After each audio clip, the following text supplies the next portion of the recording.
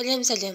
Шай беретін келін болмай тұр. Заңғар Нұртастың әкесі оған қайта отбасын құруға кеңес берді. Оны бастамас бұрын каналға тіркеліп лайк басып комментарий жазуды ұмытпаңыздар. Қазақстандық әнші Қайрат Нұртастың әкесі Нұртас Айдарбеков Instagram желісінде кенже ұлы Заңғармен түскен видеосы жариялады.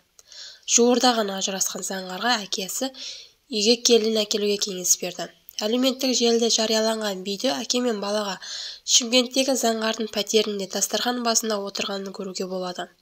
Әкесі оған бәрі ұнайтынын, тек ұлының отбасының болғанын қалайтынын айтты. Бәрі жақсы, шай беретін келін болмай тұр. Балам келінді көрсетеме деп келдім. Келін болса көріп үй-жай бар екен. Менікі сол ғой. Басқа проблема жоқ. Келін болса мына қасықтардың есі болатын деді.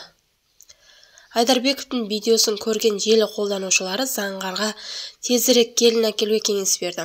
Заңғар бақытты болсын, келін тезірек үйге әкелсін, той көрейік. Бәріміз бала шағаның шаңырақ көтергенін қалаймыз ғой. Бақытты бол балам.